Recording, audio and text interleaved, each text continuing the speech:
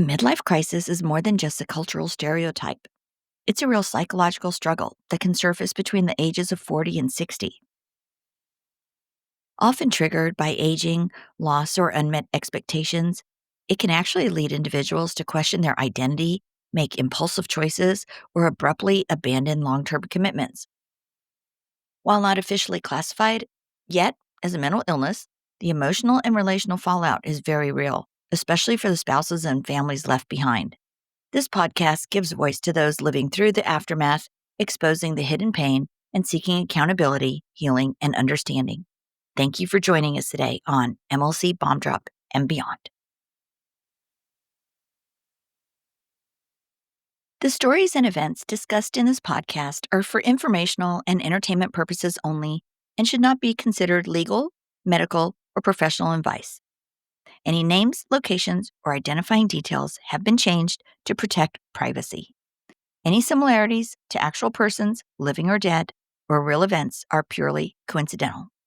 The information presented on this podcast is for informational purposes only and should not be considered as professional advice. Always consult with a qualified expert regarding any decisions related to your specific situation. The views expressed by guests are their own and do not necessarily reflect the opinions of the host or the podcast creators.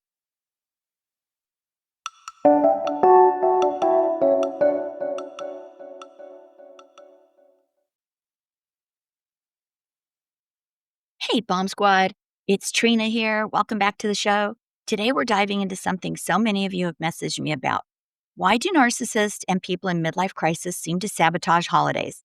I think we might have talked about this a little before, but today we're going to include some tips and we'll prepare you for Memorial Day weekend as well. But first, with graduation season upon us, let's talk about something that can be tough for divorced or divorcing parents. Showing up for your child's big day with grace and calm.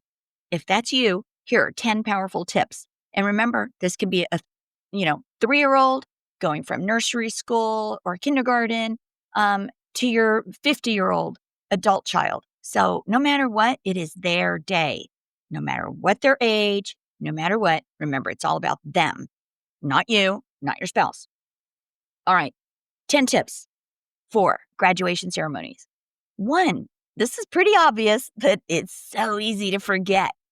Put your child first. This is their day. Celebrate them. Them. Celebrate them. So make sure you focus on that. Get balloons, get streamers, obviously presents, plan what you're going to do. Make it all about them. Plan ahead. Coordinate seating, arrival times, and plan what you want to do for photos so there's no unnecessary awkwardness going on. Maybe everybody agrees ahead of time, we're going to do separate photos with, some photos with moms, different photos with dad. It's okay. And it actually probably works out better that way so you don't feel weird about having them on the mantle with an ex-spouse that you don't want to have up there. So just plan that ahead because it's a thing. All right, keep it civil, no matter how you feel, no matter what snarky little looks you might get from the other person.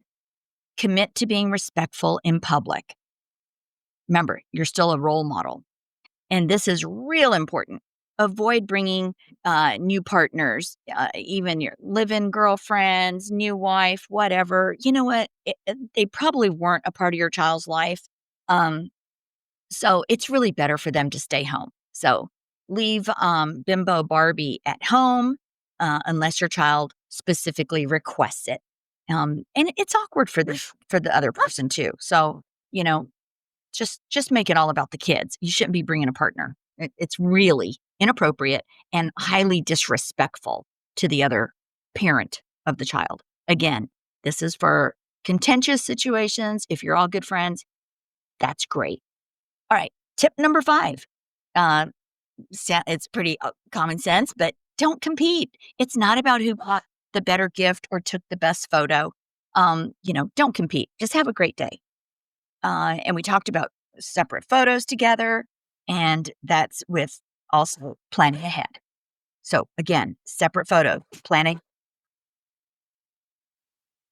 Give them space. Give your kids space. Don't create a guilty situation for them. Don't cling to them. Let them float freely between both parents and their friends.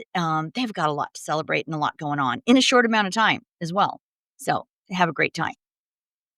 Tip number 8, pack patience, not baggage. No legal talk, no guilt trips. Leave that out for another day. Have an exit plan. If tension builds, step away gracefully. Don't create a scene. And finally, leave them with a good memory. Show your child that both parents can show up maturely for them. So, really, make it about your kids, you guys. And happy graduation.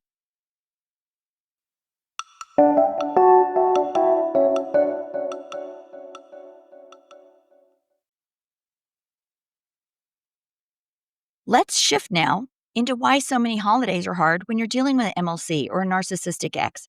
From Christmas to Memorial Day, these moments can become storm centers instead of celebrations. Here's why. One, probably the biggest thing, loss of control. Traditions and expectations can make someone in crisis feel boxed in. Um, they just feel crowded in there, and that really affects them. They're already under a lot of mental duress. There's reflection and regret. Holidays stir emotion. For MLCers, this triggers internal chaos that they cannot manage. There's spotlight envy. They hate not being the center of attention, even on days that are not about them. And we all know that from birthdays, anniversaries, and previous holidays.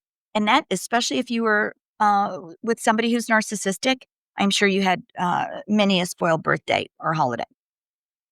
There's also emotional dysregulation. Big feelings can surface, and they don't have the tools to handle them. They may not have had them before. They certainly don't have them now during MLC. Please remember that. There's also the fear of irrelevance. Holidays remind them of aging, family dynamics, and what they've lost. So, they have a lot going on. And it may not look like it to the outside because they're probably putting happy photos on Facebook or whatever. But just remember, they are struggling mentally inside. You're going down your track that we've talked about before, and they're going down theirs. So they're still on the crazy train, and they are not doing well. And really, holidays tend to really bring that front and center. How it's going to manifest? Um, You might notice them picking fights, withdrawing, canceling plans at the last minute. You might notice little passive aggressive behavior. So don't take the bait. Just set your boundary, make new traditions. That's super important. There's so many things you can do to make new traditions going forward. Maybe pick a different beach to go to, pick a different day to celebrate. Start going to new barbecues, different restaurants. This is really the time to either make new traditions or continue the old ones, whichever you do, just make sure it's, your choice and focus on your own joy going forward here. And use affirmations like, oh, this is their chaos. It's not my chaos. They're on the crazy train. You're on your own train, on a schedule, going to an actual destination that exists on a map. So just, have a sense of humor and let them just ignore whatever they're doing so it doesn't ruin your weekend or the kids or whatever. And you know what? Let's close up with a little Memorial Day salute. Um,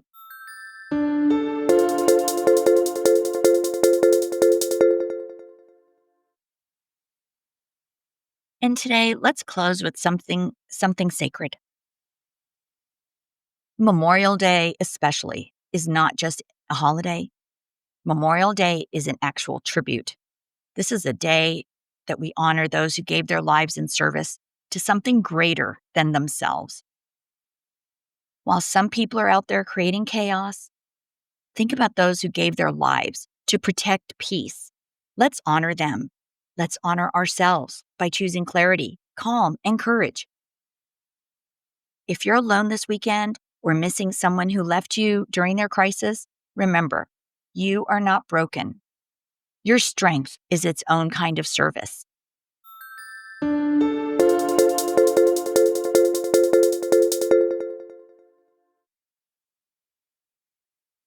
This Memorial Day, we honor and remember the families who carry the weight of sacrifice every day, those who have lost loved ones in service to our great country.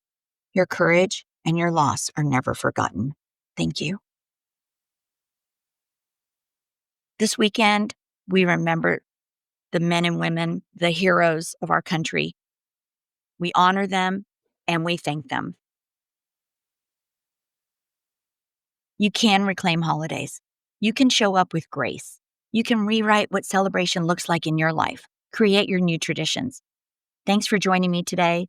Until next time, stay grounded, stay bold, and stay you. Happy Memorial Day weekend, and congratulations to the class of 2025.